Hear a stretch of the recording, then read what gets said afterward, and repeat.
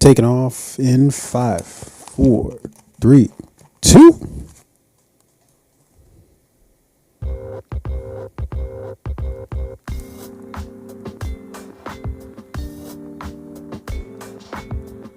Yo, yo, yo, yo, yo, yo, yo, yo, it's your boy T.O. as you know. It's your boy O-Rain, real name, no games, no gimmicks.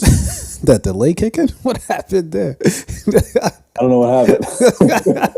Yo, it's the motherfucking Fade Podcast. It's your one-stop shop for everything TV, media, film related, along with any of the goddamn thing we want to talk about, coming to you live, direct, Proof of Concept Studios, Baltimore City. What the fuck is up?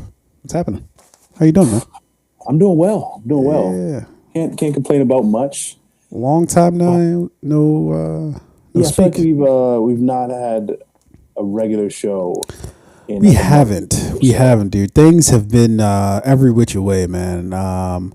Scheduling issues, COVID, life. Yeah, it's I ain't gonna lie. Last week was my fault. It's summer. I was at the beach. Yo, this guy. Yeah, we have our usual, text conversations. Hey, what are we gonna do for this next show? We're gonna do this. We're gonna do that. It rained like, was it like Sunday or maybe Saturday? I don't know. I forget what day it was. Sunday. You're like, oh, whew.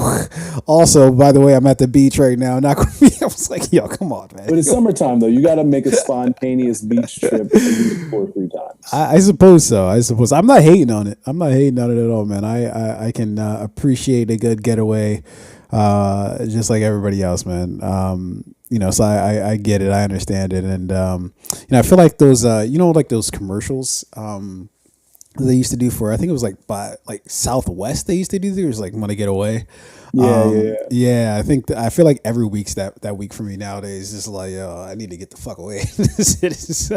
Life is stressful. You need some time to just chill the fuck out and do you. Yeah. You know? Man, I was never really a big beach person, but this year I have been to the beach quite a bit, and I actually, I'm not. I still prefer like a rooftop pool party. Yeah, but that was very specific. Why a rooftop pool party then? Because I'm thinking beach. Like if I'm in Miami, right? Like the beach is on one side of the street, and then the other side of the street, on the other side of like Ocean Drive, you've got like all the bars and restaurants, and a lot of those have like rooftop pools, right? I would rather be over there. I'd rather be at like a pool with a pool bar on a rooftop than at the beach. Because I fucking hate sand. I'm not gonna lie. I mean, okay, what if you had like the best of both worlds? What if it was like a beach, but they had like, it's got the like nice little tiki bars and shit set up for you? How does that? Yeah, I mean that's cool. Like I went to Atlantic City last year. They had like beach bars, right? Where out on the like they had built like it's like a little trailer that they cut out and turn it into like a little beach bar or a little tiki bar or something like that. That's cool, but like you still have to walk across sand. I fucking hate sand. They have like sandals and shoes and fucking. They got a lot of shit that you can wear to help defend against the dreaded sand. Yeah, like I was gonna get some like beach shoes, right? Some like water shoes, and I was like, the friend that I went with was like, "Oh no, those are terrible. Like, don't wear those. Those are embarrassing. Those like dad shoes, whatever." And I'm like, "It helps me out." Yeah, what the fuck? Sand, it's hot. Yo, we are past. You know what I was thinking? You know what I love about today's day and age is that okay. Now follow me here. When we were younger, if you would have told me that the people that we thought when we were growing, oh my, this dude's hard as mud, man's man, dude, fuck anybody up, doing anything. If you told me that same person would be fucking wearing a fucking, what do they call these things? Come on, you wear them around your waist or something? No, you wear them around your waist. Fanny pack? Fanny pack.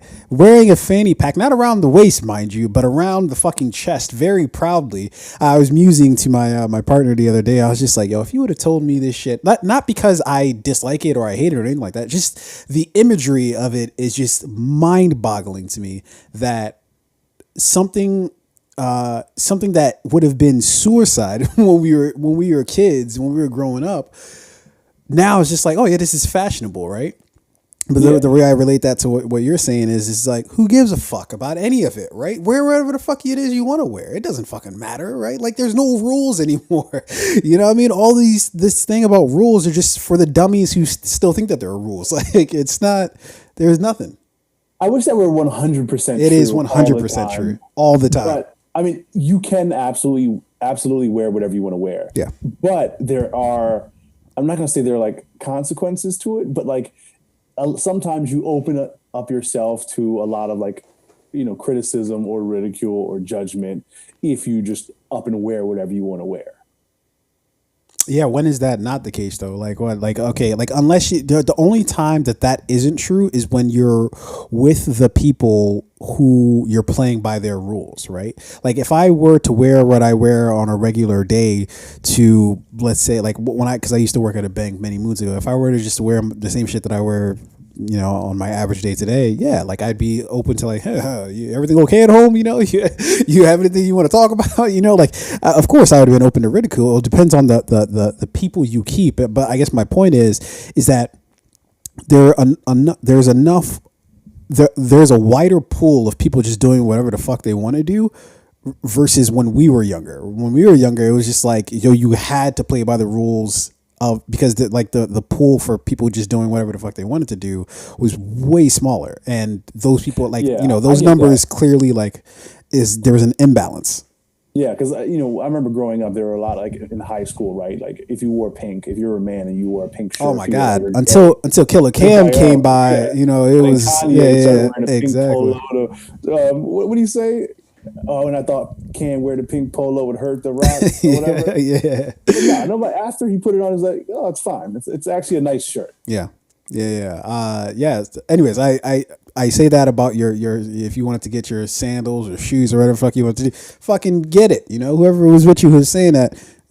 I think I am. I've got them in my cart on Amazon. The next time I go to the beach, I'm going to be much more comfortable. Yeah. Whoever was saying that to you, tell them to go work on that in therapy. Tell them to bring that up with their therapist. They got to work that out on their own. All right. Tell them you're living your life freely. Okay.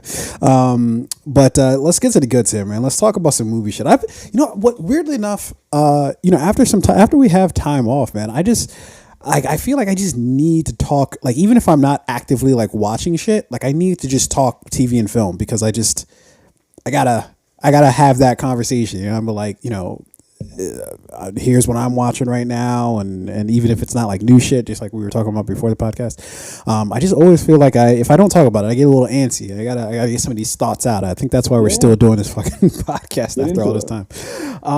Let's talk about what's some shit that's coming out this week, man. We got Bullet Train. With Brad Pitt and company. I feel like there should be a little bit more noise about this movie than currently there is. At least from my perspective, maybe it's a bigger deal and I'm just not noticing. But whenever you get Brad Pitt and he's got like a slew of other actors and actresses that are with him, it feels like it should be a bigger thing. And I guess it's not it's not a existing IP, so, or at least one that is well known. I don't know anything about this movie, so it's hard for me to say. But not gonna lie, as much as I love action movies, I'll sit and watch a mindless action movie because you don't got to think about it too much. You just get to enjoy it. Yeah. And I know there's a slew of talent in this movie. Obviously, this is led by Brad Pitt, one of the biggest actors in Hollywood, right? But like, there's something about this movie where I'm like, nah, it doesn't look great. I feel like I've seen this before. It's just going to be impossible. I remember in one of the trailers I was watching, like this bullet train that's traveling at like 500 miles per hour is like crashes into another train, and then they're still fighting each other. Yeah. As the trains are crashing and colliding, and things are just flying everywhere, and I'm just like, I can deal with a bit of like fakeness. I can deal with I know that's not physically possible. We've seen we're on 9 Fast and Furious movies, so like we're used to it now, right? Yeah. But there's something about this movie that just feels a little bit too cheesy for me. I don't care who's starring in it. Yeah, and I don't know if it's me or not, but I don't know if I necessarily care for Brad Pitt anymore as an actor. And I'm now going back and trying to investigate if I ever actually did care for his acting, because there's something about him that just comes off as like, and I first noticed this after watching Once Upon a Time in Hollywood. It's kind of like I'm very conscious that I'm watching a movie when I'm watching Brad Pitt in it. Like there's something like inherently I gotta give him his credit. He's non-genuine. But name to me like the last movie where you're like, yo, Brad went in on that movie. Like, so I think lately he's been taking smaller parts in like, pretty like big films. Like I remember his part in 12 Years a Slave. It was small. It was nice. It was like, it was just enough. He wasn't, and they didn't try and make his character bigger than he was supposed to be. Yeah, it was a really good small role. Well, let's go after let's go after the roles where he had a leading or substantial role, right? So if we go back to like I said, Once Upon a Time in Hollywood, I would argue that he had a substantial role in Once Upon a Time in Hollywood. Did you ever get around to watching that? Yeah, I saw it. You did? Yeah, Okay. I thought he was phenomenal in that. He was. I thoroughly disagree. Leo was great. I think Brad Pitt might. I think Leo was great in it. I think his role was good. Like the actual character was good, but I think his portrayal of that character felt very sort of wooden to me, and I don't know if that was meant to be the case, but I've noticed it in a lot of Brad Pitt's more recent performances. And then that caused me to go back and be like, yo, have I really liked him like that in some movies? Like, okay, Ad Astra, right? One of his more recent roles that he led the movie. I don't know if that's gunshots or fireworks. I'd have to assume fireworks, but Baltimore City, you never know. So apologies if you guys hear some things in the background now.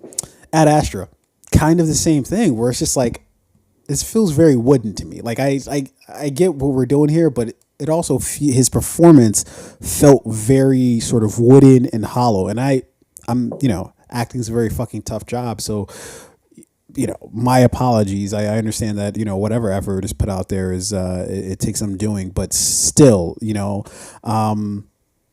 I don't know, man. I don't know if I necessarily. Anyways, I'm musing about this when I don't really even mean to. But I just after seeing, like, I remember seeing the commercial for Bullet Train, and the first thing I thought to myself was, I don't know if Brad Pitt's leading that, if that's really like a draw for me anymore. Like I don't really think I'm going to get anything extra out of that. Then, like, I can't really think of the last movie role that I saw him in that I'm like, yo, I had to go see that. Yeah. Yeah, I don't know. I think I'm looking at like his filmography. I think he's done a lot of really good films. World War Z, 12 Years a Slave. We got but again, it's not him that makes the thing great, right? Like, honestly, I'm not saying World War Z. He was the lead. He was the lead role, and I thought he was what made that movie great. Again, I think with Once Upon a Time in Hollywood, as much as I like what Leo did, I think Brad really stood out and stole that movie. I thought he was good in Ad Astra. And I would also say 12 Years a Slave. So I think, of the last like 4 or 5 projects I've seen him in, he's delivered. Yeah, I would argue that maybe the last movie that I saw him in where I was like, okay, he was getting it there was oh God, it was a Coen's Brothers movie. Fuck, why am I forgetting the name of it now? Lost City. No, it was hold on, I got you. Just give me 1 second. The Big Short. No, but he was decent in The Big Short, but his role was pretty brief in that. Fury. No, Burn After Reading was okay. I don't know if I ever saw that one. Yeah, it's a Coen Brothers movie. It came out a long time ago. But that was like one of the last ones that I remember. There was one other one that I was like, okay, this isn't terrible. We got Troy. Troy was a great movie. I mean, yeah, but again, was it his portrayal of it? It was him. All right, fair enough. I'll give you Troy. All right.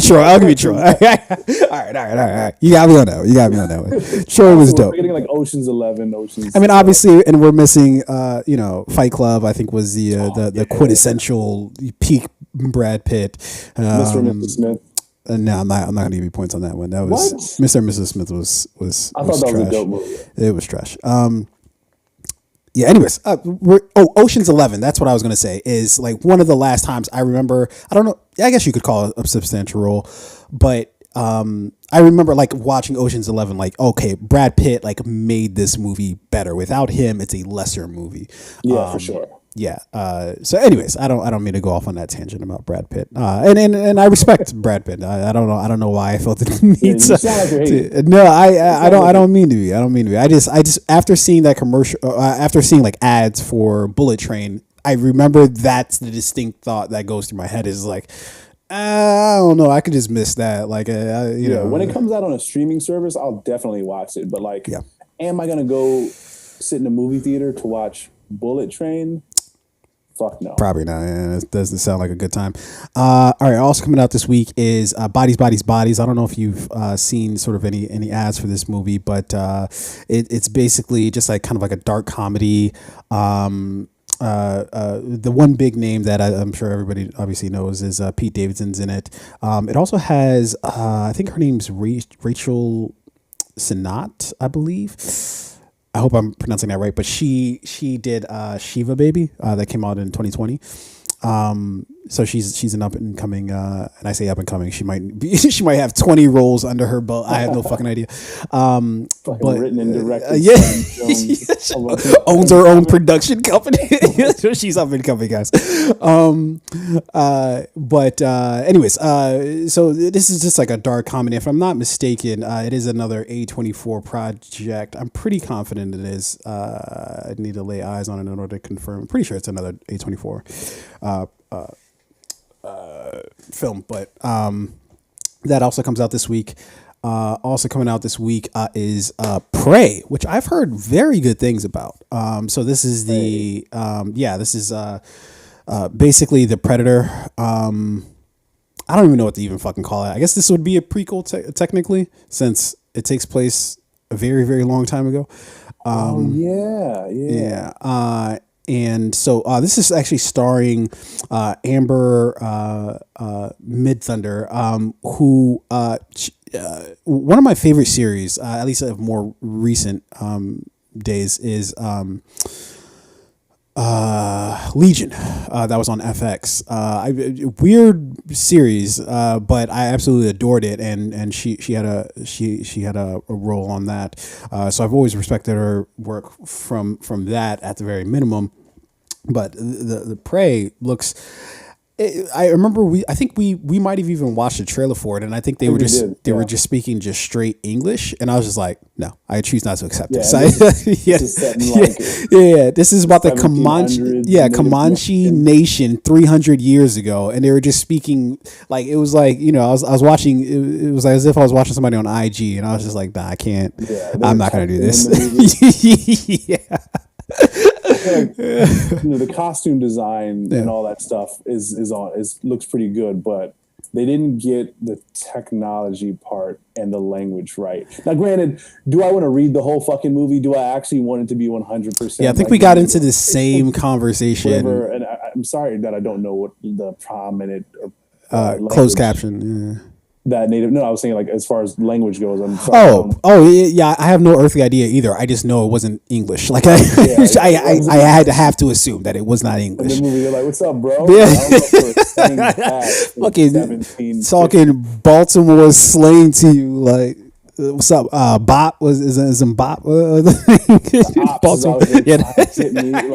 What? I'm about to slide on them with the blicky.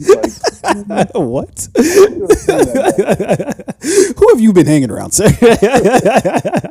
Little jerk, teaching little baby. Like, why is this music in the film? I don't know if it quite fits.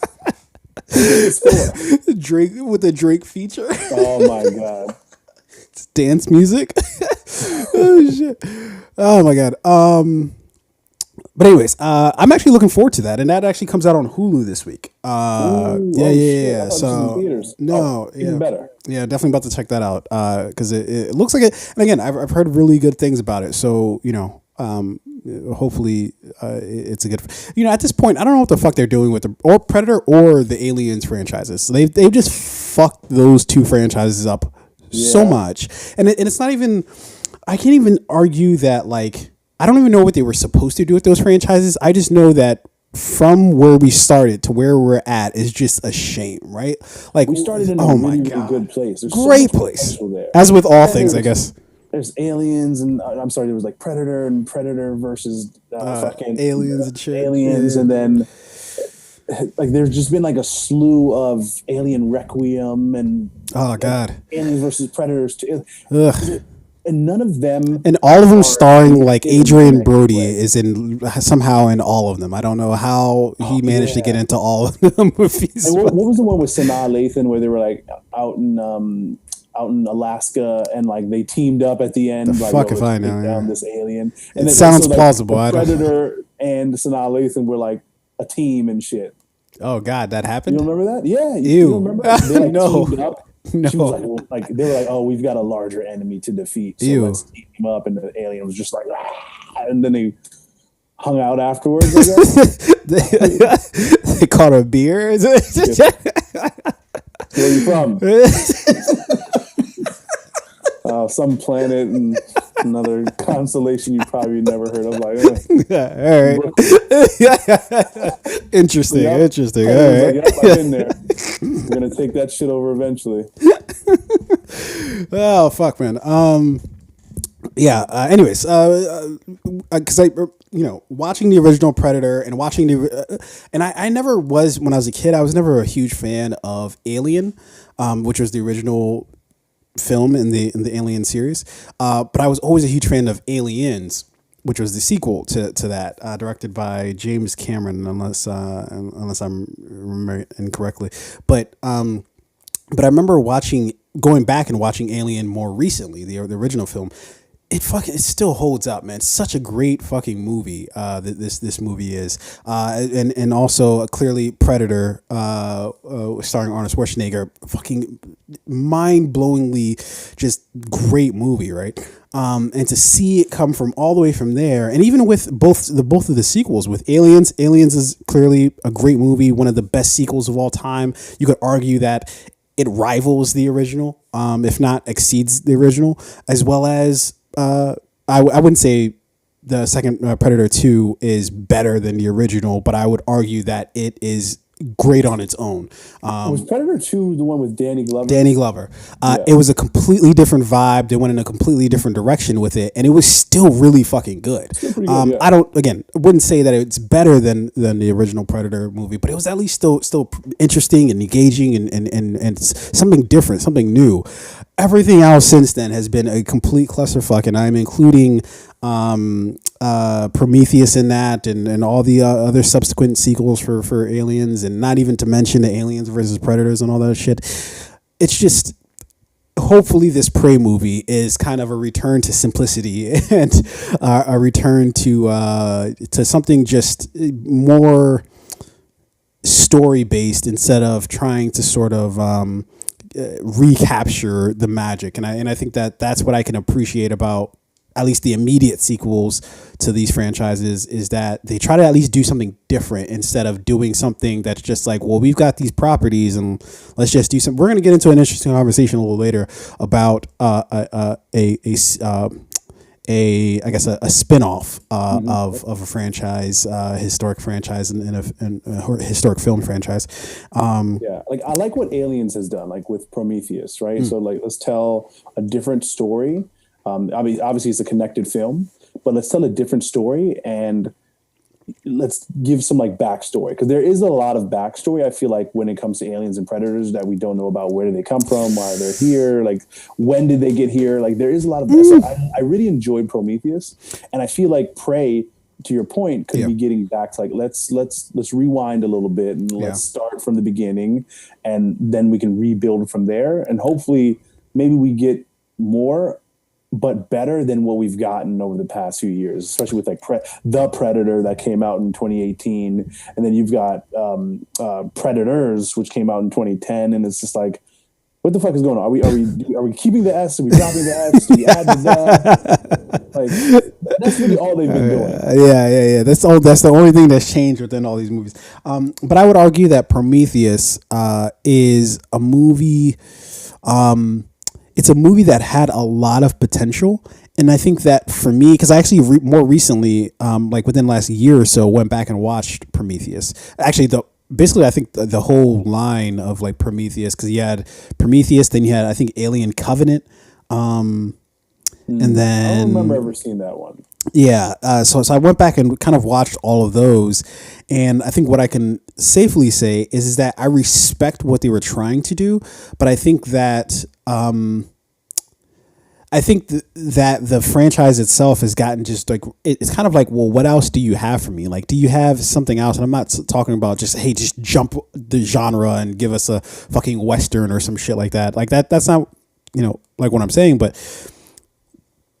it's kind of like if I've been jump scared by the aliens once, or if I've been grossed out by the aliens fucking laying eggs in people and popping out of their chest, it's like by the fourth film, it's kind of like, I mean, I could just go back to the first few films if this is all you really sort of like had for me. And I know I'm saying that from a critic seat, right? Like it's easy to say like, oh, just go out and reinvent this thing when you have so much like red tape and shit. You've got shareholders and shit. So you're just like, look, I don't know. Let's check out another fucking Aliens movie. What are people, what are people guaranteed to go out and watch? And what are critics guaranteed to at least be, if nothing else, than just fucking just, they have no opinion on another Aliens movie, I've been jump scared by aliens before. At this point, like it's not a scary movie anyway. I don't think this goes into the horror category by any means. At this point, I want to see just story, right? I want to see origin. How did the thing begin? How did it spawn off, and how did it get out of control? Well, I think we've been there, and I think that's what Prometheus and all them try to do is give us some sort of like aliens, right? So I mean, like on the Predator side, with Prey, yeah, with Prey, that's what I hope that they're going to give us. It's like, all right, hey, like here, let's start from the beginning. This is how it all actually started. Obviously they're going back 300 years, so there's got to be. This isn't. If I'm correct about this movie, based on what I've seen from the trailer, this is not going to be like, oh, we're here to scare you. This is like, we're going to tell you the story from the beginning, and I hope that that's what this movie is. Yeah. I think for me, I'm hoping that the movie is more about the other characters than it is. I hope we get a good story outside of just the Predator, because I think that's what made the original Predator so good, is that it wasn't really like, as much as it was about the whole scenario of being stuck in a forest with this fucking alien and having the alien hunt you. But I think for me, it was more about the people involved. And so when everybody started getting picked off one by one, you felt all that shit, right? Like you cared when Carl Weathers got deboed. You cared when Jesse Ventura got fucking murked. You know what I mean? Like you cared about all these things. Whereas I think in the more modern movies, it's hard to it's hard to care about any of that shit. But anyways, so that comes out this week. Next week, we got Emily the Criminal, which is Aubrey Plaza has been having, like, she's on a run, dude. I've never heard of this movie, but as soon as you said it, I swear to God, she popped into my mind. She's probably in this movie. Yeah, that's hilarious. Well, there you go. That's branding for you, right? Typecast, I guess. You don't even know why, too. Why is the name Emily the Criminal? Why does that sound like an Aubrey Plaza movie? Yeah, I mean, it wouldn't be like Scarlett Johansson. You know what I mean? It'd probably be a cooler name. But Emily, that seems like Aubrey Plaza. But man, I think when it comes to like these like sort of like indie films, and I don't even know if this would count as an indie film. I don't know what the budget was or where it comes from anyway. But I would have to assume it's an indie film. But when it comes to the indie scene, she's like, she's I think what Greta Gerwig used to be is I think what Aubrey Plaza is now, and I don't know if that's a compliment or I don't think it would be an insult, but I don't know if it's as much of a compliment as I think it is in my mind, but I think there was a day when Greta Gerwig was like the go-to person for like any fucking indie film. If she was in it, you're good to go. Like you had a bona fide indie darling in your movie. But I think if you have Aubrey Plaza these days, because man, some of the best bangers as of late. Like I remember watching Ingrid Go West. Did you ever watch that movie? No, I feel like Ingrid the Goes only, West. if I'm being honest, the only film I've really seen Aubrey Plaza in is, what was that movie that we watched? Was it like Black Bear? Black Bear. Yeah. Yeah, Which she's really still good in to this that. fucking day, I'm still unnerved by that movie. Yeah, that was a really good movie. I'm looking at her IMDb right now. Honestly, I don't Yeah, know but that's why I said, much, indie but movies is the key here yeah. because a lot of movies you probably haven't seen I've seen like The yeah, Invitation, Black Bear. She's in Bodies, Bodies, Bodies that we mentioned earlier, I yeah. believe. But yeah, I mean, I like Aubrey Plaza. She's from what I've seen from her, she's a very good actress. And I feel like she carefully picks certain roles, which is why she does these indie films, and not some of the bigger things that you may see the run of the mill movies in the movie theater that just has like marketing dollars behind it or a big spending budget behind it. This movie looks pretty interesting. It's got my boy Theo Rosie in here, and I really like what he does as well. The types of roles he plays. He's always like kind of like this, like you know, guy who's making the wrong decisions and into some shit, and he's usually over his head. But Well, I like, I mean, just like him as the an more actor. recent one is True Story, and I hated his character. His portrayal of the character was great, but his the fucking character, I was like, Yeah. you gotta go, dude, you gotta True go. Story, Yeah, Sons of Anarchy, Army of the Dead. He was in Luke Cage as well, and all. He's always like this guy who's like, yo, like I'm in this crime world shit, but like I shouldn't be here because I don't know what the fuck I'm doing. yeah. Speaking of which, I got to talk about this, and actually, I'll talk about it right now. Since we're talking about headlines, but I'll run through these headlines real quick. Bill Russell passing. I think we'd be remiss if we didn't mention Yes, Bill Russell passing away. NBA a legend doesn't even absolute feel like legend. it like. That this still doesn't feel like it fits appropriately for Bill Russell and what he meant to basketball, but and it's super interesting, man. A lot of these people, who are much older now, we never got to play, but their imprints on the game, at least for us, I think maybe for the generations after us, it may kind of fall off a little bit.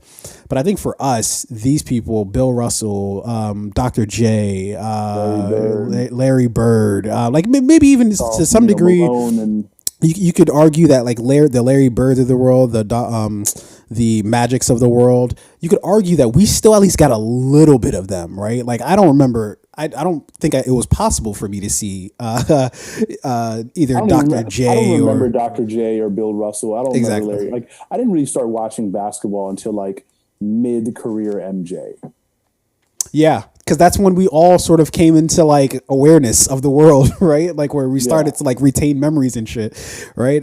Is around that time because it was around maybe 95, 96, somewhere around there is when okay, we understood what the fuck was actually happening on the screen. yeah. And so anyways, as I rant, I remember, so when I first learned about Bill Russell passing, I was actually at my mom's place, and she just, for whatever reason, just CNN, just literally, I don't think she knows that there's any other channels other than CNN. I don't Yeah, think isn't that that it's, crazy? Like yeah, my mom's husband, all he watches is the news. He only watches the news. Everything else on TV, he's like, oh, it's all fake. dude, But he'll watch the news like literally from sun up to sundown, and I'm like, dude, this is fake too. I'm there 5 minutes. I'm like, yo, I don't care about. Just shut it off.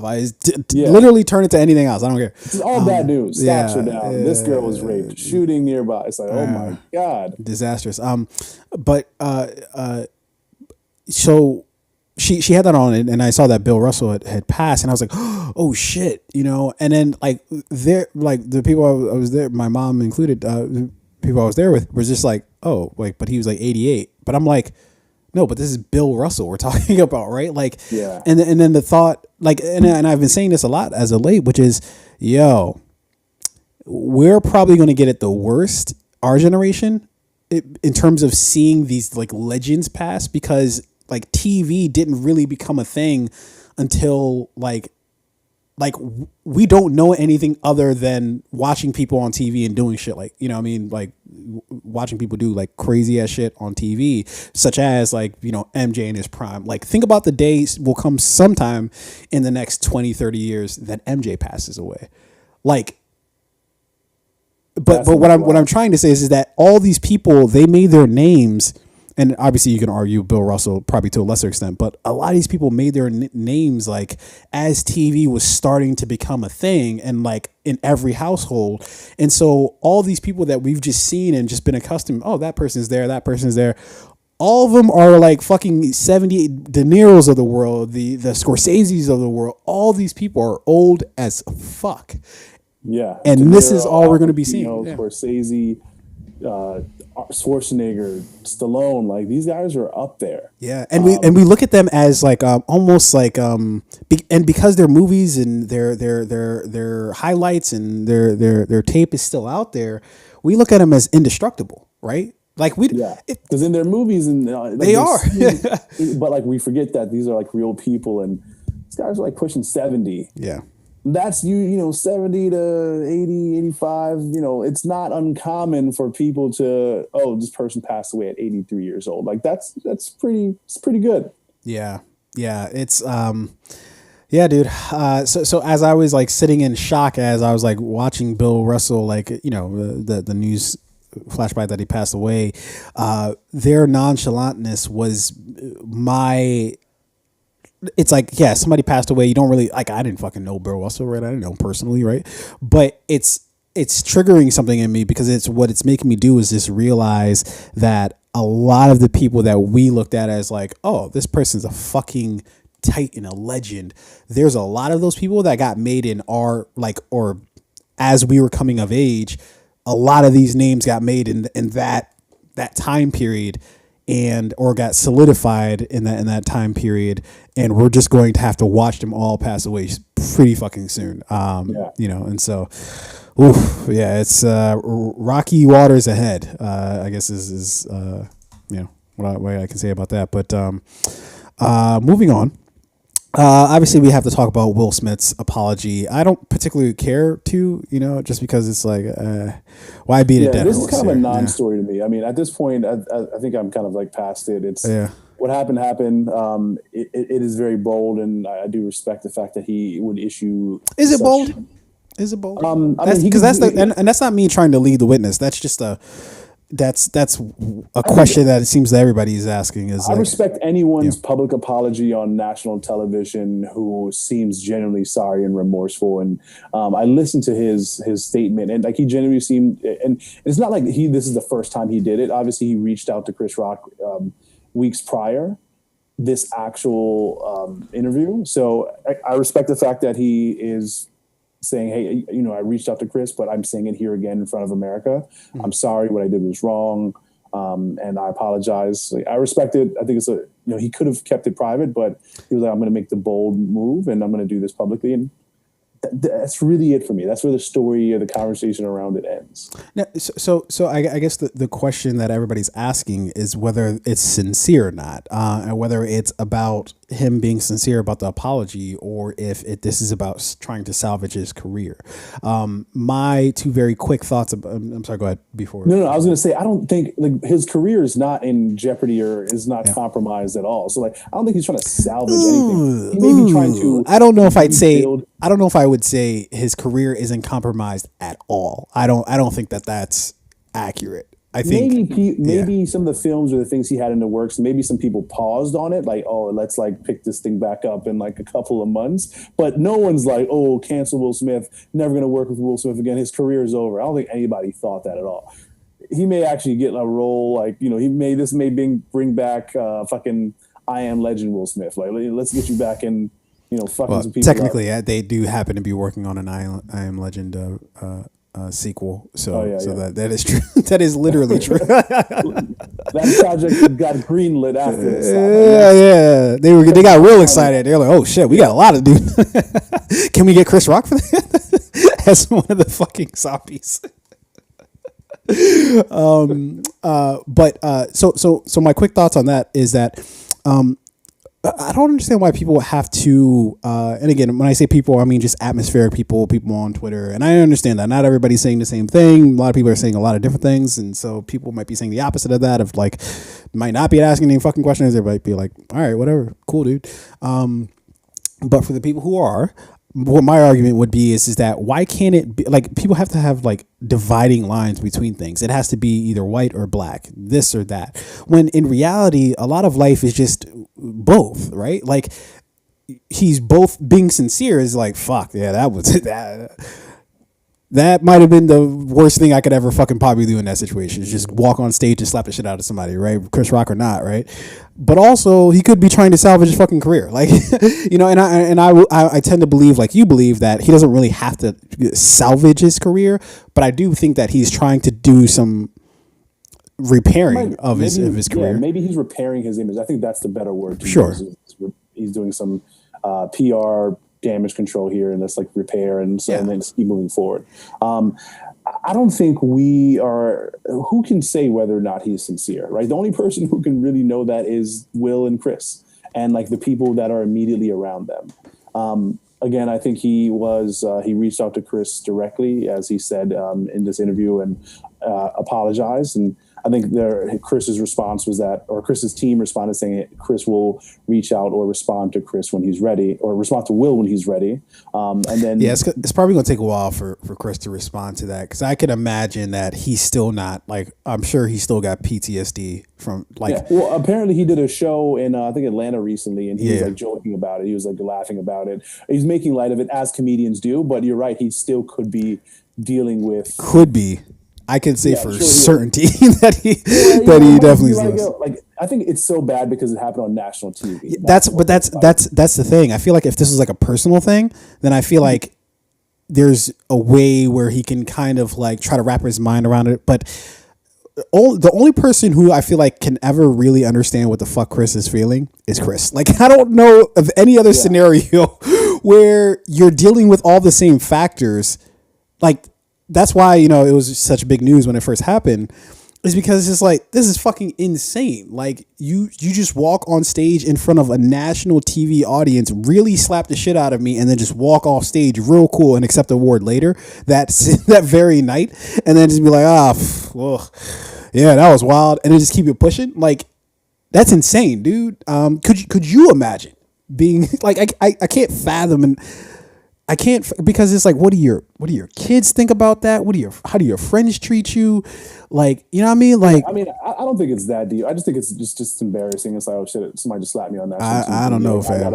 I think I applaud Chris for his response. He kept it very professional, but for me, it was just like, I got slapped on national TV. It's embarrassing, but we all know that Chris isn't in the wrong, and we all know that he handled that very, very well. I don't know. So I don't think there's still some people out there saying, saying that they respect what Will did, and sure. Yeah. I mean, there are people who are going to respect what Will did. I'm one of the people who respect Chris's like response and his like professionalism. Yeah. But other than that, I mean, you know, is his apology was it staged? Was it real?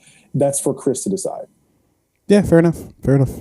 That won't stop us from speculating endlessly, though. Very true. We do. Moving on. So the Flash, man. I don't know. Did you ever watch the Flash on? Absolutely not. The disgust in your voice was very. It was very rapping. I think they're doing 12 episodes, and it's the final season. I believe so. Yeah. I wonder if Ezra Miller's 13 episodes. I think 13. Yeah. Okay. I wonder if Ezra Miller's just debacle and all this shit that's going on. Nah. I don't think that had anything to do with it. Well, I mean, but like essentially, he's their same character, right? So like, does what one imagine? I don't know if they are. I don't think they have the same character. They're both the Flash, right? Well, there's various. Yeah, there's various Flashes. Yeah. Sure, but again, it's on the surface the Flash, right? So sure. I wonder if what Ezra Miller did, and like when you would Google, like let's say you Google the Flash, right? And I'm sure that those Ezra Miller headlines came up. I wonder if that had any negative impact on the Flash TV series, like ratings, perception, any of that. And is that part of why this thing is coming to an end? Well, or is it just, hey, we've told the story, we've we've gone as far as we can go with this, and Yeah. let's move on to something else. I would highly doubt it, but if I am in the CW executive team and I'm trying to explain why season after season, at least, as far as the CW is concerned, I'm sure it did perfectly fine as far as ratings go, but while, like, when compared to literally any other station, these ratings are terrible, I would absolutely blame it on Ezra Miller. God damn, this Ezra Miller guy, he just won't cut us a break, right? You're getting this bad press. Sure, run with it. Why not? Yeah, that's the reason why our show just nobody ever really watches our show. And honestly, I can't really even say that nobody watched The Flash, because I think that there are people who were fans of The Flash, but not 9 seasons worth of it. There is nothing about that show that should have lasted 9 seasons. You did it. I mean, Michael Johnson was fast too. He had about an 8-year run there where he had the golden shoes and all that shit. He didn't even last 9 seasons. Yeah, I had to watch. I know Olympic runners. I know they train every day and they run every day, but I don't want to watch the Olympics every day. Like, I get it, he's fast. I saw him run on Tuesday. 9 seasons of The Flash. Yeah. And I don't know if this brings the end to the Arrowverse, as they say, but I would have to assume that there's not much more out there for the Arrowverse. Obviously, it started with the Green Arrow that lasted, I think, I want to say 5, maybe 6 seasons. I think. Is that what that thing is called? The Arrowverse? Arrowverse, yeah, that whole. I don't do anything. I have nothing to do with the CW or any of those TV shows. If it's not on Netflix or Disney, if it's not like a Marvel property, I'm not. I just don't like what DC does with their shows, characters. Yeah, it's very unfortunate, and I think that I'd hate to say my light here is right? going crazy. What's going on there? You got a ghost? What's going on? Are we watching a haunting in real time? I hope not. Yeah, you better. Hey, just if you have anything to say it right now. There's a ghost here. We got fucking rent to pay. So you're pitching in. So fuck. Airbnb. Oh, who you gonna call? I guess, right? Come on, you didn't know. That was a great joke. Yeah, thank you. I appreciate that. Please, as Roman Reigns says, acknowledge me. Yeah, anyways, The Flash is ending after 9 seasons. Look, that might be I think maybe about 6 seasons too long, but fair enough. I guess there were still fans out there of the show.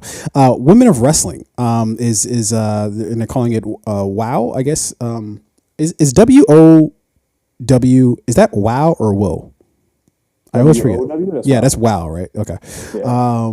Women of Wrestling. Now, one of the reasons why I mentioned this is because I remember they used to have this back in the day. It was like it was a wrestling show for women, and I was actually a really big fan of it. And this was when I was really fucking young. This was when I'm talking about early Saved by the Bell days, because I remember it used to come on, I think, before or after Saved by the Bell, and I would watch this show. But I think women's wrestling has gotten to the point where they need to have their own fucking separate thing. I know you don't watch anything, but watching just how competitive it's gotten. Kind of gone are the days where it's just they just parade somebody out there because they look good.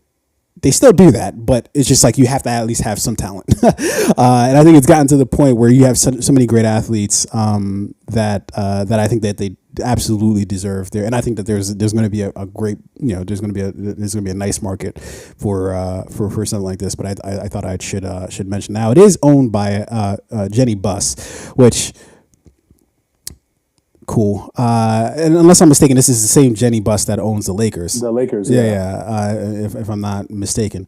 So there's that. But in any case, anyways, so I think this should be really, really dope. Moving on to other things. I know we're a little pressed for time. They're doing a Nobody 2. I still got to watch the first Nobody, but the reason why I mention this is because I'm currently binging Better Call Saul for the first time. First time watching Better Call Saul. Slow burn this show, but I feel like it's mostly worth the payoff. Yeah, Yeah, I tried to get into it. I think I watched like 2 or 3 episodes. Definitely a slow burn, like the Yeah. pace. And I think I got 2 or 3 episodes in, and I don't have anything against the show, but I think at the time I wanted something a little bit more faster, a little bit more fun. Well, when I you're coming just couldn't from do it. the Breaking Bad end of the spectrum, where somebody's life was on the line every minute of every episode, Yeah. yeah, you get a little addicted to that crack. Because I just recently just binged Breaking Bad, and so naturally after that I did El Camino. Look, I will say this about El Camino. I was going to talk about this in a You little did all bit, that but again, Breaking Bad and El I Camino? did because I never watched them back to back. Christ. I had only watched Breaking Bad one time, and that was like basically as soon as it ended is when I first watched it. So that was back 2011, 2012, I think, somewhere around there. And then I watched El Camino when it first came out. So everything was completely lost. All the references, all the allusions. I didn't remember any of it. So watching El Camino was just like, why the fuck are we here? I will say that I still think that El Camino was not terribly worth it, but I think it's a little bit more understandable. I would argue that they made it too much though about the immediate like what's actually happening versus like giving us some sort of insight into a lot of the major things that happen in Breaking Bad. It's almost like they held themselves back for some reason. But anyways, Yeah, no, I completely agree. It did feel like it's kind of like, it was good, but like, why did you do it if you're not gonna like give us that like a real ending, right? Like make the thing worth it. I'm not saying you have to play towards like the fan theories and you have to give all no, the but at fans least like tell a great story do and like something.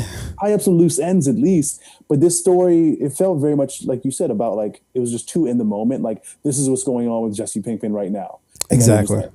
Yeah, So which I mean, they did have references to things. Like I remember one of the major things was what the fuck happened with Brock, the kid that Jesse was trying to protect from the crazy yeah, gang, or whatever. But like they dealt with that by having like Jesse write him a letter, but like it was like very brief. It's towards the end, and that's it. That's all you get, and it's just like, well. Like I understand that it would be a little bit of fan service to have Jesse sort of like get back involved with that, but also it's just like, well, why the fuck are we here? Like if we're not going to do shit yeah, like that, then what the fuck are we doing here? But in any event, so anyways, I'm watching Better Call Saul.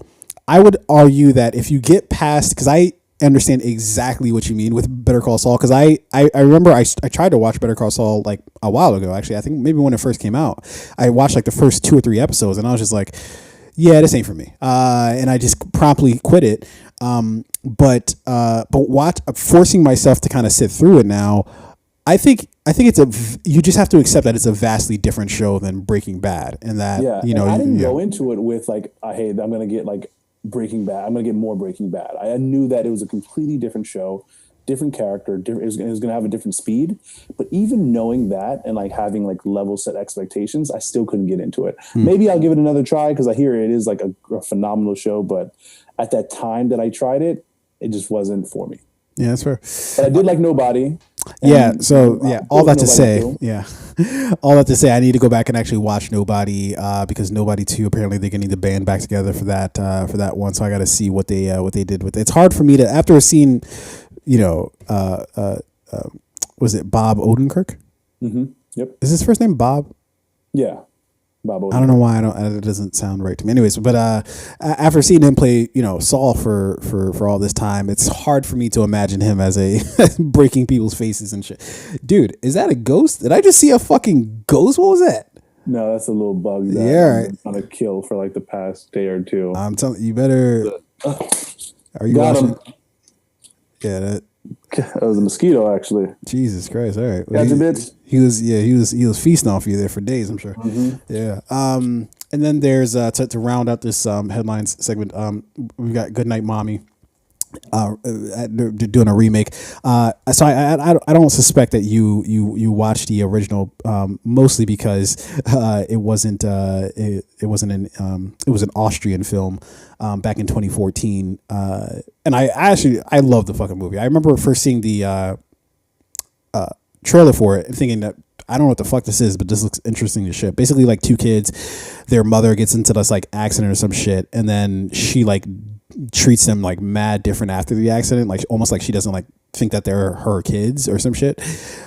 Anyways, really sort of is like a thriller type of movie. Really interesting, and they're doing a remake of it now. Amazon is actually doing a remake of it with I believe Naomi Watts being attached to it, as far as a couple of other people that we're familiar with. But I thought I'd mention it because I really did love the original movie, the 2014 Austrian film.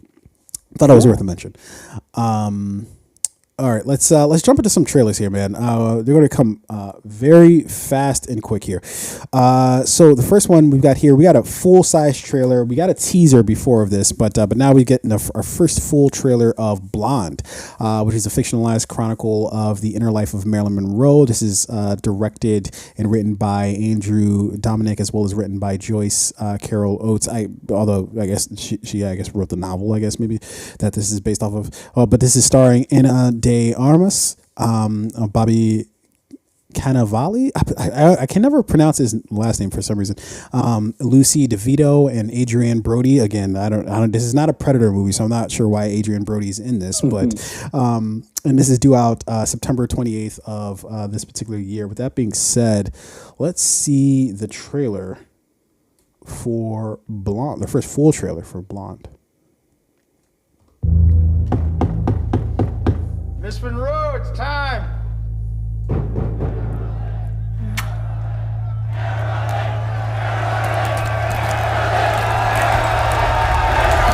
A kiss on the hand. How'd you get your start? Maybe What start? In movies. quite continental.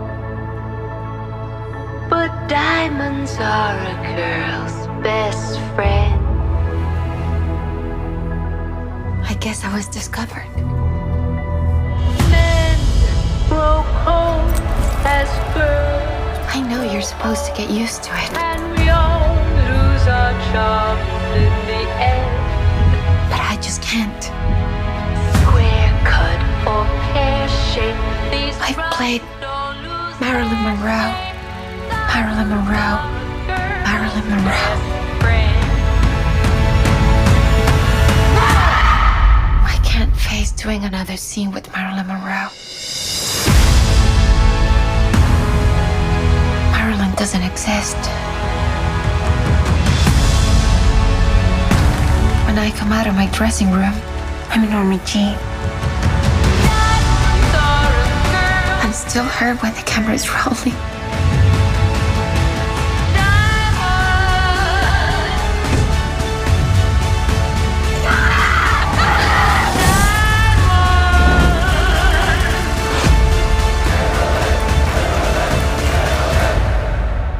Marilyn Monroe only exists on the screen.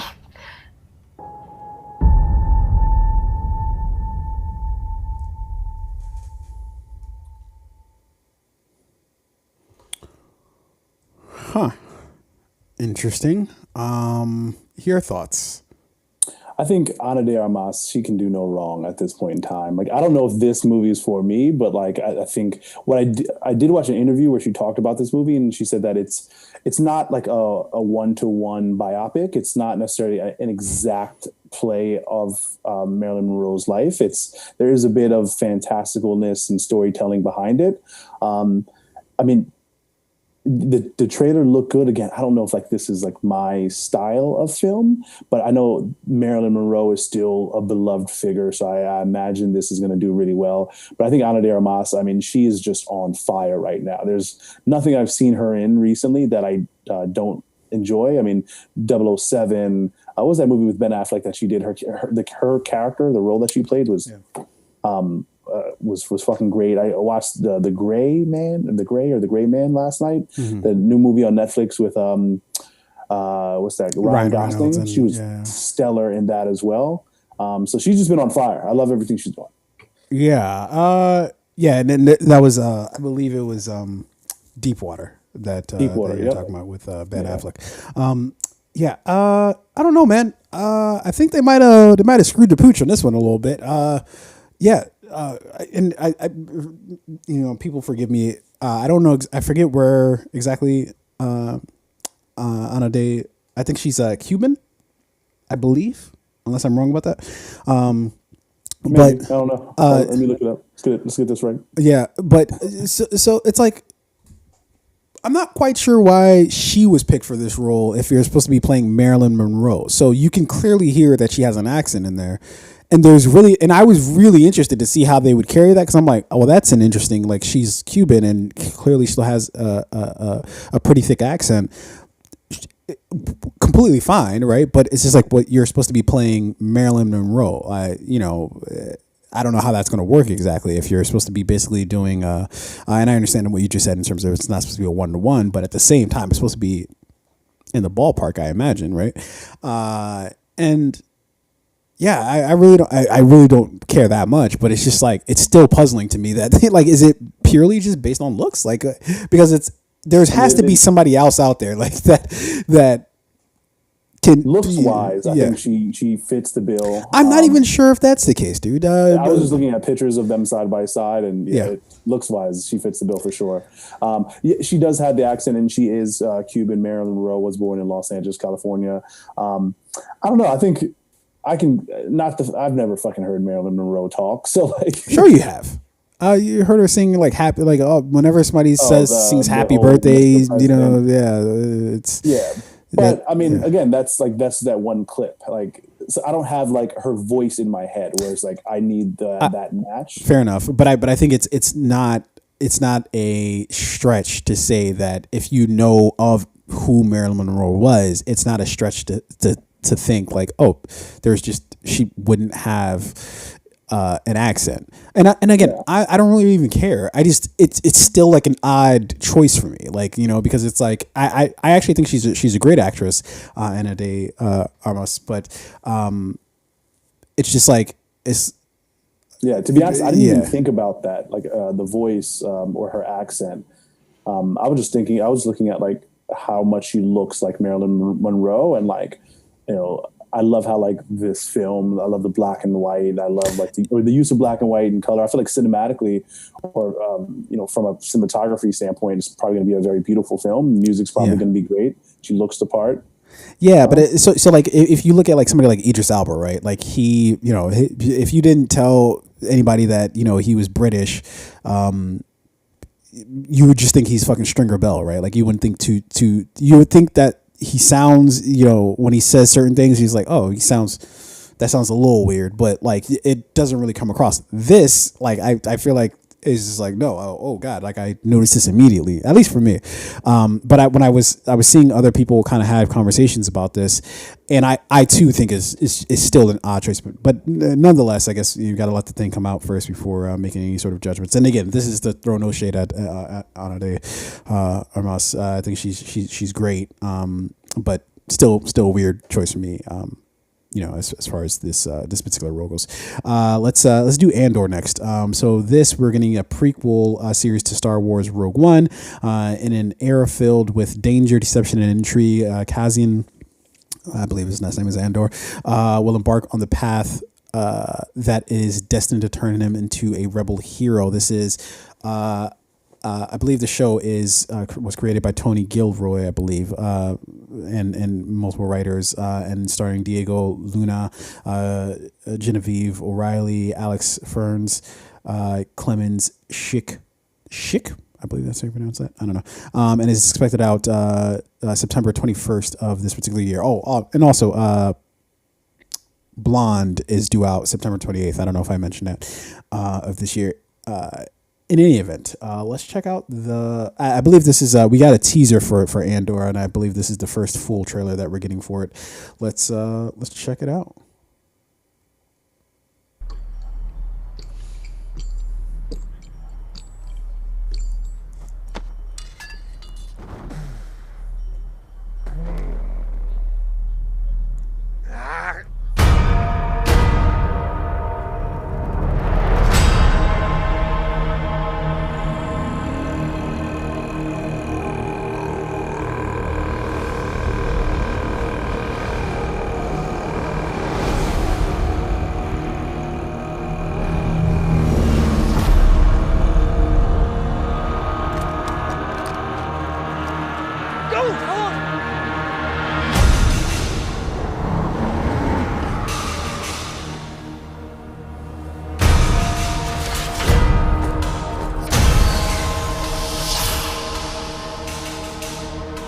so proud of themselves. So fat and satisfied.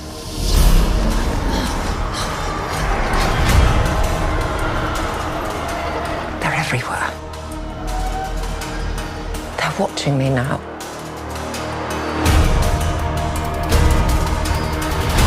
Soon enough, these days will end. There will be no rules going forward.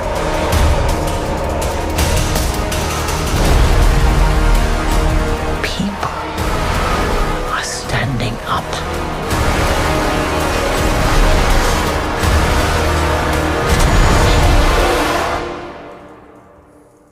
That's what a reckoning sounds like.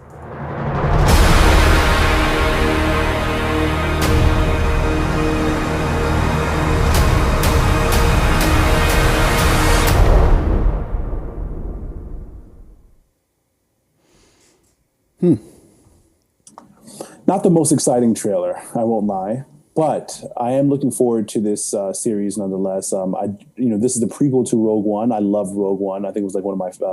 I would put that in my personal like top 3 favorite Star Wars films that I've seen. So I'm looking forward to seeing the story of how we got the Cassian Andor that we saw in Rogue One. That this like freedom, this like rebel hero fighter, and I do love the actor Diego Luna. We saw him in Narcos. Yeah, if only I watched Narcos. Yeah, he was in Narcos. He did a phenomenal job in Narcos, and I really did like him as Cassian Andor in Rogue One. Mm-hmm. So this prequel, this like backstory, about how all the planets and how all of the planets became involved in this like rebellion against the Empire. This, as far as I understand, that's what this show is going to tell the story of. And everything I've heard about it so far, this looks really good. And Star Wars, Lucasfilms has been on a roll with Mandalorian, the Book of Boba Fett, Obi-Wan. And this looks like it's going to be another home run. Yeah. I think this is going to fall right in line with the rest of sort of the Star Wars shows that we've been getting as of late. I think as you mentioned briefly, like the Mandalorian, Boba Fett. God, what else has been putting out more recently? I'm kind of meshing, and I've noticed this when I've been thinking about the Star Wars. I've been meshing it with Marvel. So every time I go to Disney Plus, every time I'm looking for Star Wars, I end up clicking on Marvel. Every time I'm looking for some Marvel, I end up clicking on Star Wars. They're like fucking meshing together for me. I completely forget that they're both owned by Disney. So you can't miss with either one. If you and if you try to find some Star Wars shit and you end up on Marvel shit, it's like, okay, yeah, whatever. Yeah, let it ride. This I can't say that I was the biggest fan of Rogue One. I don't think I necessarily cared for it too much. It was kind of just like a meh. For me, but also I only watched it once, so maybe I got to go back again and check it out. Rogue One was really good. I would go back and watch it again. Yeah, it was a really good one. Especially before you watch this series, I'd give it another try. Yeah, for sure. And also, I don't know if maybe are you hearing me through your headphones or because I'm getting like a little bit of feedback, so I don't know if maybe just turn me down a little bit in the. All right. Just a bit. So anyways, Andor's due out the 21st.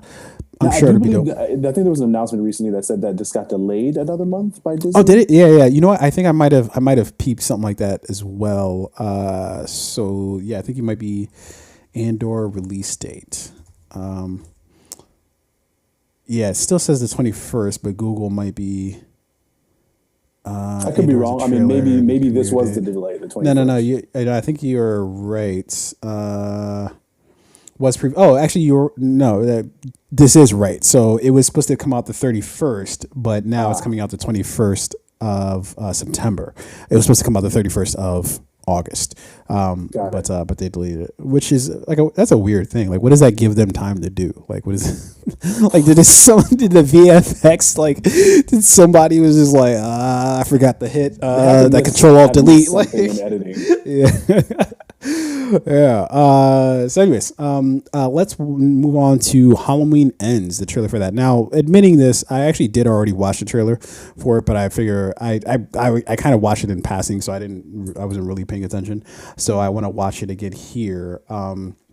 But basically, everybody knows the story of fucking Michael Myers. I believe at this. If you don't, then a very un-American thing to say is if you don't know the story of Michael Myers at this point. So the saga of Michael Myers and Laurie Strode comes to an end. Now, I do take exception with this. They say the saga of Michael Myers and Laurie Strode comes to a spine-chilling climax in the final installment of the franchise. Now, I haven't watched the movie, so who the fuck knows? But I somehow don't believe it's going to be spine-chilling. I don't think there's anything that they could really do here to give a spine-chilling reaction from me. He's gonna pop out of the closet. Yeah, Michael, there you are again for the 1000th time. You know, what spine-chilling new shit? Michael in space. I don't. Unless he like takes off his mask and he's been just faking it the whole time. It's actually been like Carrot Top this entire time. That's who Michael Myers is. Fucking mask comes off and it's Drake. It's, oh shit. It's getting sticky. Green text. Oh man. But of course, this is directed by David Gordon Green, and stars Jamie Lee Curtis, Will Patton, Nick Castle, Andy Matichik. I believe that's how you, I don't know. And is due out in October. And I'm actually really happy that this is actually, because I think there were some Halloween movies that weren't put out in October. I think maybe I'm remembering this incorrectly, but I think more recently that they haven't necessarily been hitting the October mark. And at that point, it's kind of like, what really is the point? If you're not putting a Halloween movie out in October, somewhere close to Halloween, then I feel like we somebody missed the memo. I usually don't like when things are too on the nose, but for this, like Halloween Day, you know what I mean? Fuck. Let's get this going here. Hold on one sec. Let me set this up properly. Okay, I'm not going to set it up properly. What I'm going to do is return back to what the fuck I was going to do. Here we go.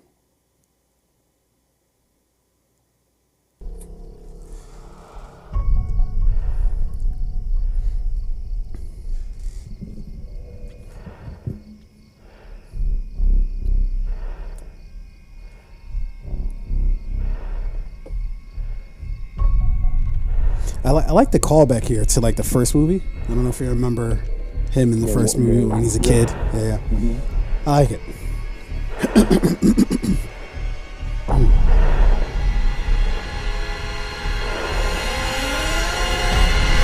Come on, let's go.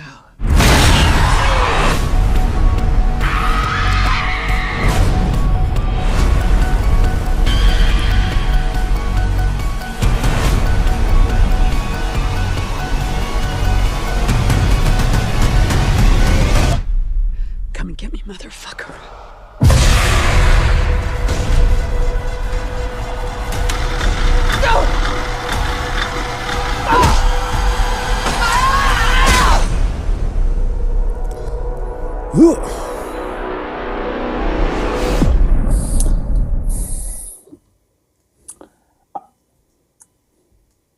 I just want to see what happens. Like,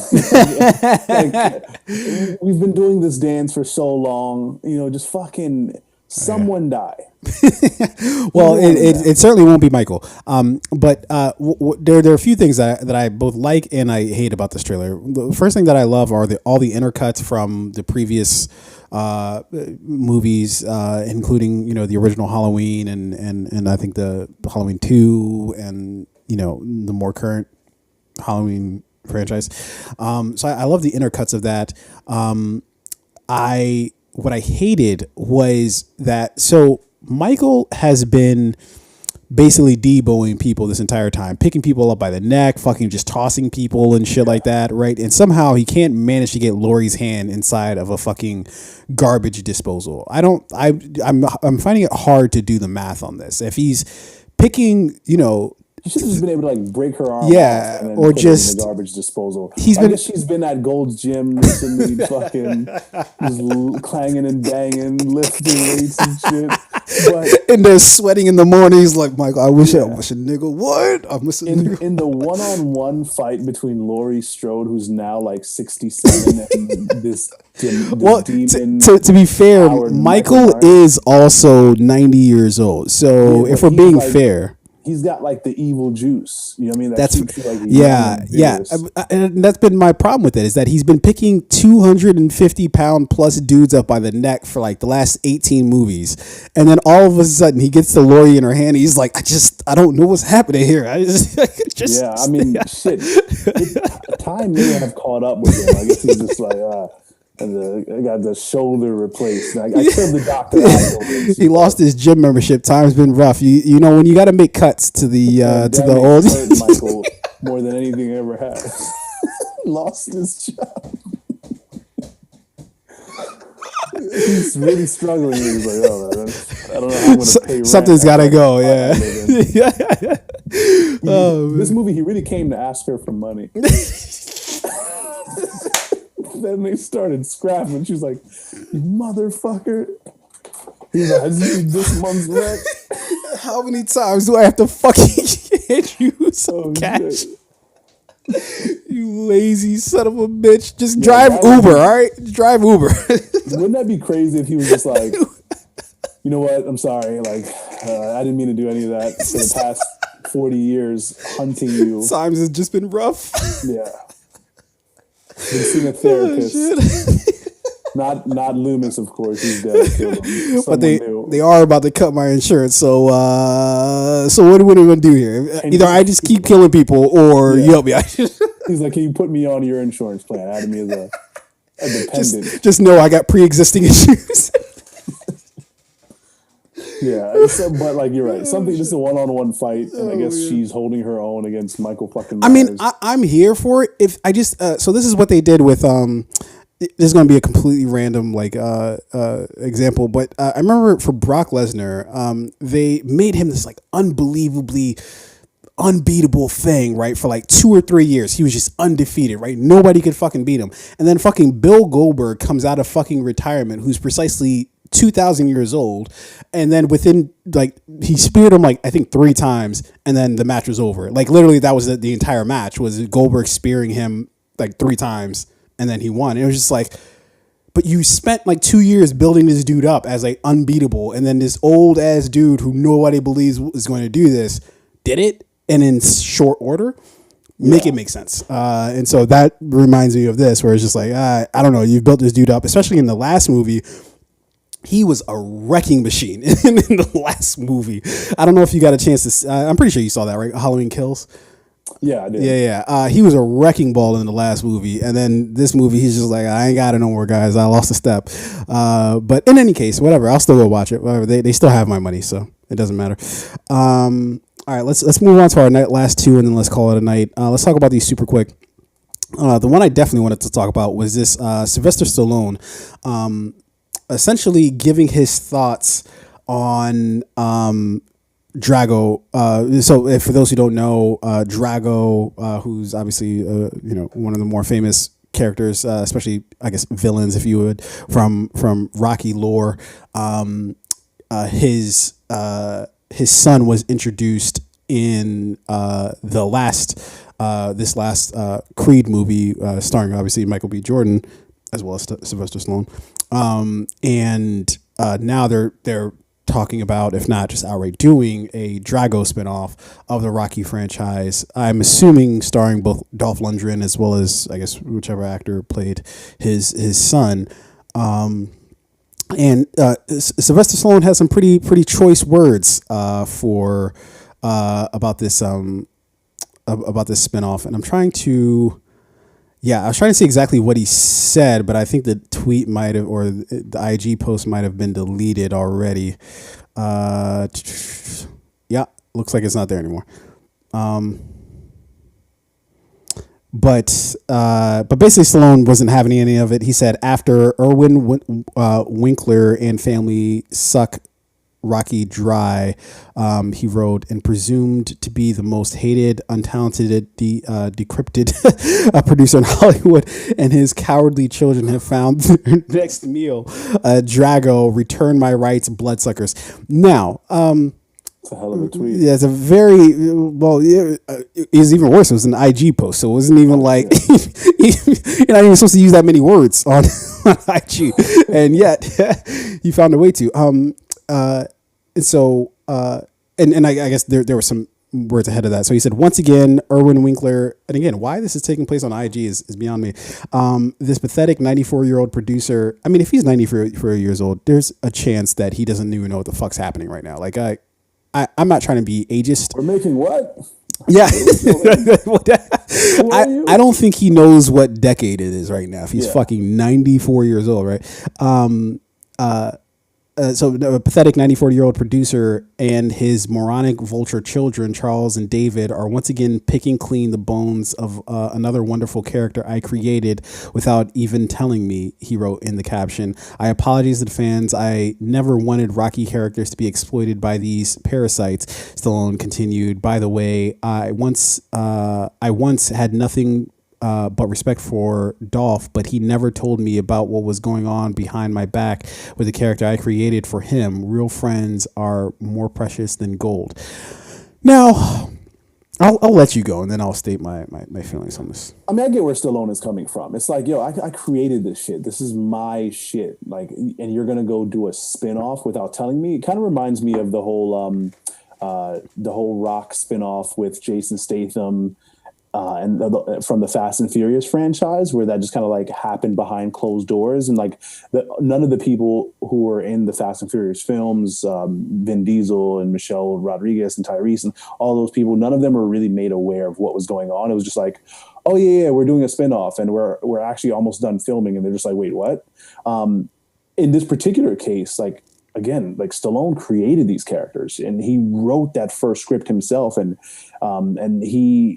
this is kind of his baby. So to create a spinoff and to like have it casted and to like writers are already writing on it and like he's not even made aware, or at least like get his blessing on it, it does seem kind of cheap and dirty. I would be pissed too. Yeah, I don't know, man. Usually my soul always wants to go with the artist, which it does in this case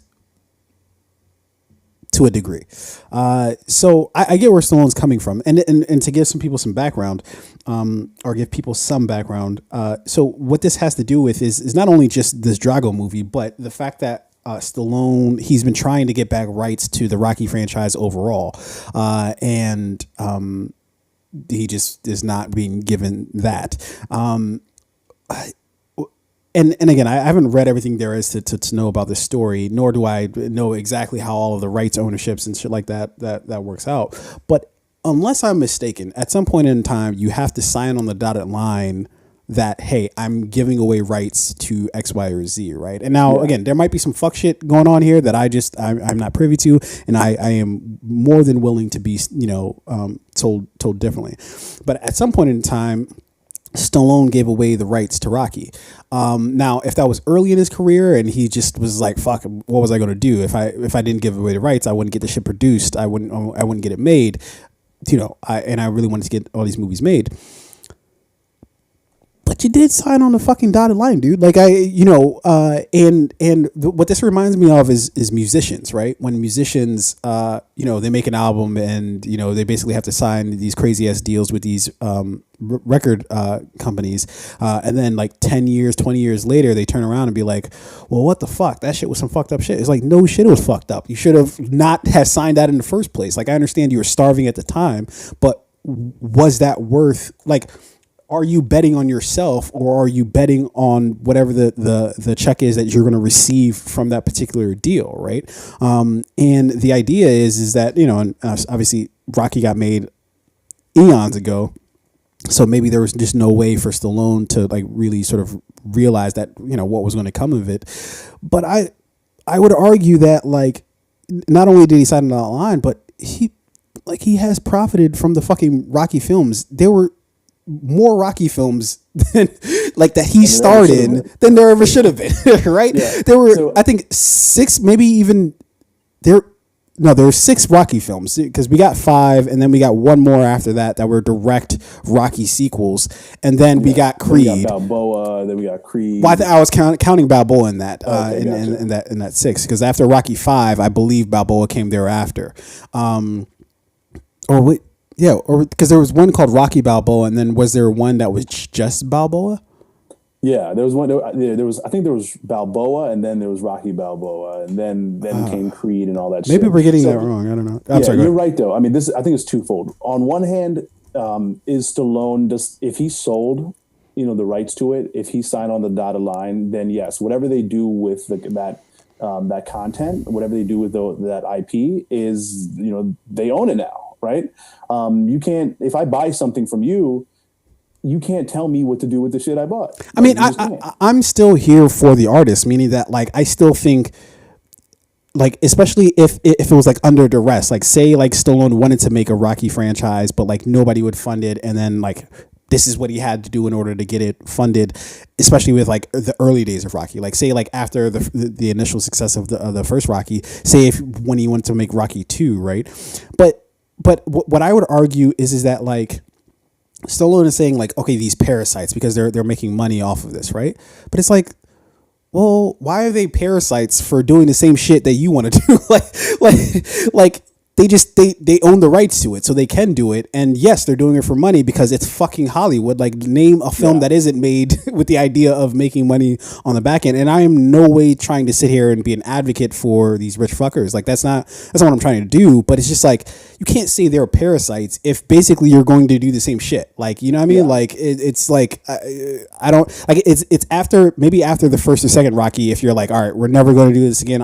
They're sacred, and I just want to. These are artistic pieces. But dude, there's no way you're gonna convince me Rocky 5 was like a fucking artistic like let's I'm really exercising my creative talents here with Rocky 5. That shit was a fucking if we're talking about cash grabs. I'm sorry, go ahead. Again, I agree with you on that. The part where I agree with him is how it kind of all just happened behind his back. Like it seems like no one looped him in. It wasn't a hey, like we're gonna do this thing, but we'd like your blessing. And for his friendship with Ivan Drago, that's a slightly different story. Dolph Lundgren. I feel like they are friends in real life, right? Rocky or Stallone had him be a part of the Expendables, those series of films that they made. So it's like you're gonna do that behind. You're not even gonna tell me about it. You're just gonna do it behind my back. You're gonna, and I'm sure if they're real friends, I'm sure they've spoken since Drago signed on to do this work, or is it? That's not his real name in real life. It's Dolph Lundgren. So I'm sure Dolph had signed off to do the project, and I would imagine that he and Stallone may have spoken at a certain point. But if I were Dolph Lundgren, I would have wanted to go to him and be like, "Hey, I have this opportunity. I'm going to make a good amount of money on it. I would like your blessing because this is something that you created and you were the one who initially brought me in to begin with. And I can't in good faith do this behind your back." And it seems like that's what happened. Yeah. Yeah. I can't speak to him and Dolph Lundgren because that is kind of some fuck shit. If you know that this is your boy shit and then you're just like, but I'm still going to do it.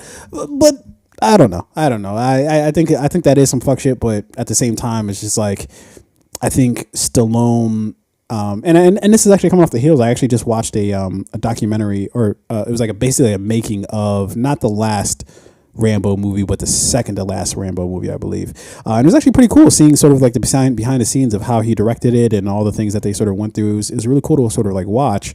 But at the same time, it's just like, yeah, come on, man. Like between Rocky, Rambo, The Expendables, it's like, fam, let other people come on. And I understand it's Hollywood, so you have a bunch of like fucking rich ass people just buying up all this shit and just turning out sequel after sequel and utilizing squeezing all these IPs for all the life that they have. But at the same time, it's like like Stallone, I think specifically, I don't know if he has that much ground to stand on here, given his history with all these franchises. It's just like, you're going to do the same exact shit. So why the fuck are you really that mad? But anyways, or I guess the reason why you would be mad is because you're the person who's not getting that check at the end of the day, which you did sign something at some point in time, which is, and I say all that to say, if you are an artist these days, and you're no matter what the medium is, whether it's film, TV, music, paintings, whatever the case is, especially if you know you have the talent, bet on yourself, right? Whenever it gets to that point where somebody's like throwing big money at you and they're saying, we'll do this, all you have to do is just sign the rights over to your shit. If you really think you have that talent, if you really think your shit is worth it, bet on your fucking self. There's never been a better time to bet on yourself than now, especially with how many. I will say it is scary though. I mean, when you're staring down like a large paycheck and someone's like, yo, like, $10 million right now, it is hard to like, especially if you're struggling and you're maybe not in the best financial situation, it's hard to turn down $10 million and, bet on yourself. And I don't blame the people who do accept the money, but if you do accept the money, you can't complain about it 10 years down the road. You should have just maybe invested that money a little bit wiser. But yes, I wouldn't even say it's about even investing the money. I would say is that if you believe in yourself, like truly believe, like I'm not talking about like the pie in the sky, like, oh no, but if you really look around and be like, no, I've got what the fuck it takes. My shit is just as good, if not better, than a lot of these other people's that I'm seeing out there. All I'm missing is a break or whatever the case is. If that's the case, bet on yourself, because if you don't, then forget about like investment or whatever, because you're investing in yourself, right? Think of that as the investment, right? That if you were to sell off that Apple stock or whatever the fuck it is early, right? Saying, fuck, I don't know, man. All these people offering, is it really ever going to get higher than what it is right now? And then you sell it off, and then fucking 30 years later, it's just like, yo, what the fuck were you thinking? If you don't look at yourself like that, then okay, then you can't really complain, 20, 30 years down the line when the shit really does pop. Like, I don't think Stallone really knew what he had with Rocky. I'm sure he knew it was great. And I think I've read and heard stuff to that degree where he was like, oh, okay, like, I know this is going to be fucking awesome. I need to get this made. And he did all he could to get it made. Yeah. But I don't know if he pictured that this was going to be a result of it. Sequel after sequel, spinoff after spinoff, all this other shit that comes along with it, along with Rambo. If you would have really betted, and again, I don't know the full story, so maybe that I'm not saying. Yeah, we don't know like when exactly he sold the rights to it. It may have been early, it may have been late down the road. So I agree with you on that. Where I agree with him is just the shit happening behind his back. Well, with Dolph Lundgren, I agree with what you're saying. But that I think that's a pretty good segue, because we're talking about like money and income and Hollywood and all that stuff. So that kind of segues us into our next and our last topic here for tonight. And I'll tee this one off. Mm-hmm. So I know you've seen the show Euphoria. I've not seen Euphoria. But great show. So I've heard, and I think I might actually give it a try once I find some time to. But so one of the actress in Euphoria who plays, I believe, Casey Howard, the actress Sydney Sweeney, she recently did an interview where she sat down, and I believe this interview was with the Hollywood Reporter, and the article I found here was actually with Business Insider by way of Hollywood Reporter. But she recently sat down and did an interview, and she was talking about a number of things, about her success on Euphoria, upcoming roles in Spider-Man and Madam Web, the Marvel spinoff. She is an Academy nominee and as well as an Emmy Award winner, I believe. She's doing a lot of great stuff. I also recently saw her in White Lotus, which was great. And there's a movie called Voyagers on Amazon, which she was great in as well. But in this interview, they start to talk about like finances, right, and money, and she, in the interview, and I'll read an excerpt here. Sydney Sweeney admitted in a recent interview that she could not afford to take a 6-month break from acting due to the costs that come with her career. Now, I know, like, whenever we think about actors and actresses, like, they're making hundreds of thousands, if not millions of dollars a year, right? But there are a lot of like bills that come with it, right? And part of her trouble here, she's saying, and I'll read this excerpt here, they don't pay actors like they used to. With streamers no longer getting residuals, she said, the established stars are still getting paid, but like she's saying that she has to give 5% to her lawyer and 10% to her agent, 3% to her business manager and her publicist. And, she's saying that like she's just not earning the type of money that like you may think that a Hollywood star is earning, especially someone who's on a major show and has done some major films. I want to get your take on her comments before I give my final Word. Yeah, I probably wouldn't have put this out there if I were her. Because this is essentially telling everybody your business here, and I don't know if this is going to help her cause or hurt it. Is the idea here? Because she's basically saying like I have to accept roles because, I need checks coming in. So that what that screams to me if I'm a producer is, oh, okay, well, I guess that number might not have to be as high as I was thinking it would be, because you're just, you're glad to take time. And I'm not saying that this should be the practice, right? But if I'm a scumbag fucking producer, that's probably the direction I'm going to go in, right? But on top of that, there's two things happening here. One, I think she's correct in that like the game has sort of changed, right? With the way that the industry sort of what's driving the industry right now, right? No longer is it like, oh, if you get like some sort of film gig, you're set for life, or if you get some huge role on some great show that you're set for life. No, it's not, because there's so much content that I believe the market has sort of like reset itself now. Unless I'm mistaken, there is a minimum for especially if you're a part of the guild, there is a minimum that that you get paid. Now, the reason why I bring up a minimum is because she's living in LA, which part of this is like, she was saying that like, and the big thing from this article is she's saying that like she can't afford to take a 6-month break from work, right? Because she said, oh, I want to be a family. I don't have anyone to pay my bills. And if I take a 6-month break from work, I don't know if I could afford it. And she recently bought a $3 million house in LA. Now, granted, that is, for LA prices, that might be actually a reasonable amount of money, right? So it's like, I can't really blame her, because she's right. Maybe actors and actresses aren't making as much money as you'd think they would make, but they're making a pretty good amount of money, right? Like if you make $2 million for a number of roles within a year, like that is way above what the average American is making, right? What the average person is making. So, if the person who's making $50,000 a year and the person who's making $1 million a year apply those same principles of like live below your means, and maybe you don't buy the $3 million house in LA, maybe you get the $1.5 million house, right? It's the idea of keeping up with the Joneses, right? It's the idea that in order to keep the money coming in order to keep the roles and all that stuff, you have to kind of like live that life, which is no small thing in LA, right? Like that's a well-known fact that if you want to have all these things sort of coming your way, you sort of have to be in that ecosphere. And honestly, kind of just like any other, maybe more bluntly, but like kind of like with any industry, right? Is like if you want to be in the know in that industry and you want to try to get ahead, then you have to be sort of exactly. Yeah. But the thing is that like, so you have a lot of actors and actresses these days moving out of LA because there's just too much people, too many people in LA, right? And also, I don't feel like you have to be there anymore. Like there are other cities and other like Toronto.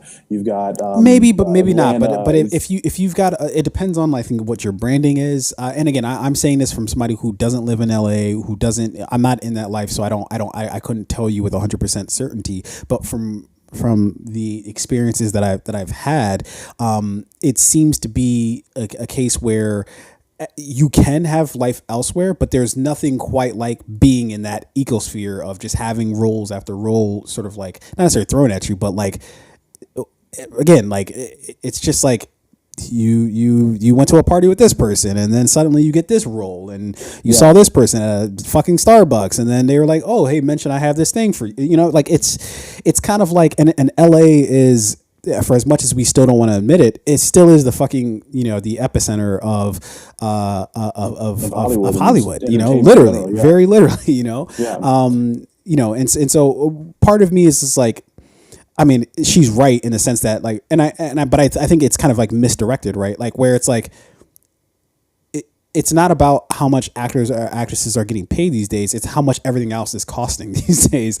And the fact that just living in LA is a fucking insane feat. It's the same as if I wanted to say I wanted to live in New York, right? That's just, at this point, it's kind of like, well, why would you want to do that? That seems, just live literally anywhere else and maybe commute into New York. Anyone moving to New York right now, I'm like, why? Like, unless you already have like a cushy job lined up for yourself. And even if you did, it's like, well, why not just like try to figure out a way not to live in fucking New York and still get that cushy salary, you know? But I want to give my final thoughts on this and we could wrap. So like on one hand, I agree with her in that like I know like female actresses in Hollywood are underpaid and they're not making the equivalent of what like their male co-stars are making. That is a real problem. That is something that like, you know, still needs to be addressed. And I don't know when or where we're going to actually like start to see equality there. Right. Yeah. So I see that as like a separate issue though. Like that's like I don't think that's what this is, but I'm just acknowledging that. Fair enough. Yeah. But there's also the side too, where it's like, even if you're a Hollywood star and you want to keep up with the Joneses, you got to maintain perception. It's also still like, you know, manage your money, live below your means. If you make $1 million a year, spend it as if you make quarter of that or half of that, if you're able to do that. I know, like, you know, I don't have to pay my lawyer every month. I don't have to pay my agent, my publicist, or my whoever. She listed all that shit, and I was just like, yeah. So it's like might have to start consolidating. It's like figure out if you're a lawyer. Does your lawyer have connects that you can, you know, that you could, you know, maybe turn your lawyer into your agent. I don't know. Yeah, I think that she was silly for like putting all of this out there. She should have like kind of kept this more close to the chest. Yeah, I don't know. It seems and sounds like a lot of complaining. It's like, oh, like I can't afford to take 6 months off of work. And most people can't afford to take 6 months off of work. So it's like, I don't really feel bad for you. That is mad true. I didn't think about that actually until you just said it. It's like, who can afford to take 6 months off of work exactly and not get paid? Like it's different if you're on like maternity leave and I don't know, especially here in America. I don't think anybody's maternity leave is lasting 6 months. But let's say for argument's sake, you got maternity leave or something like that. Like, I don't know if anybody who's doing that without getting paid, right? Like, I don't, who has that. Even when you like, let's say you have a salary job and like, she's an actress. She knows that like you get paid based off of the projects that you do. It's a different industry. So if you take 6 months off, yes, you're not going to get paid during that time unless you did a project that is already earning residuals and you can live off of that for a while, right? But it does sound like a bit of complaining. It's like, oh, I have to pay my manager, my lawyers, and my this, and my publicist, and my like personal, and my assistant, and I can't afford to take 6 months off like most people can't. But I just bought this $3 million house, and the only way I can afford it is to work. Well, it's like, yes, like that's what most people have to do. So fucking, you know, shut up and work. So, but again, on one hand, I do kind of still understand where she's coming from. It just seems like a bit of complaining, and I don't know if this helps her image or if this helps her cause. Yeah, I mean, in any way, it sounds like it's kind of complaining. Well, and these are my final thoughts. Is that like I understand where you're coming from, but I do think it is. I mean, anybody who's been on a podcast ever is complaining about something, right? Like, if you've talked for more than 5 minutes on any sort of medium these days, you're complaining about something, right? But I think the idea here is that there are creative ways where she can kind of go about like figuring this out. But the problem is like, I don't think you want to do that in like the public, like under the public eye, because shit's already hard enough. She already gets it hard enough because, she gets like a lot of like, because of her role on Euphoria, and she has like there's a decent amount of nudity that she does on Euphoria. She already gets like a lot of fucking flack. Now, arguably speaking, everybody's fucking naked on Euphoria, but it seems like everybody really focuses very squarely on her, right? Yeah. So she gets a lot of shit from people. And I'm not saying she should be afraid to speak her mind at all. She should say however she feels. It feels like this is like a thing. It's like you're throwing meat to people when you don't really need to. You know what I mean? Yeah. It's like you're giving them close to the chest. Yeah, it's why give people more ammo? Exactly. Or like there's ways you can go about figuring this shit out that you don't need to like do that with the public sort of like watching your every move. So the next time you go to Starbucks and you get the what is the tall one? The tall, is that what they call it? Whatever the fucking largest one. Yeah, so when you get the tall shit, people are like, oh, well, look at this Sydney. She's talking about being strapped, yet she's at Starbucks getting that tall, you know. And I'm not saying she should even care about shit like that, but at the same time, it's just like, you've already had enough shit to worry about. Like, why throw this out there for other people to then be in the news cycle? And maybe that's the name of the game. It's just being in the fucking news cycle. So your name's always sort of mentioned about something. But I know for me personally, with the way that I live my life, like even if I did have these struggles,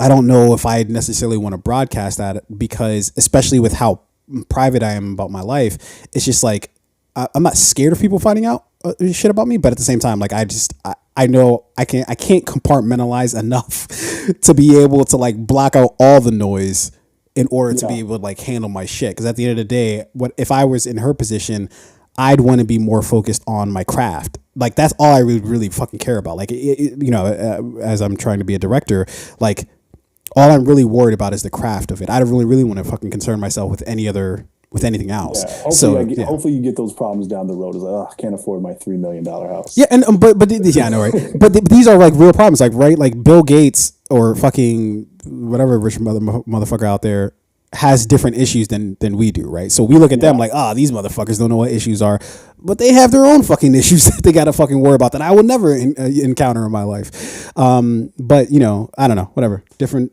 strokes, different folks. Yeah, time to get the fuck out of here. On that. It's time to get the fuck out of here. Yeah, man. She wants 6 months off. I'm trying to get 6 hours of sleep. Fair enough, man. Thanks for hanging with me this long, man. I appreciate you. But we'll be back next week, same time, same place. With that being said, ladies and gentlemen, I think we will indeed hit the very usual protocol. Fade out. Peace the fuck out, ladies and gentlemen.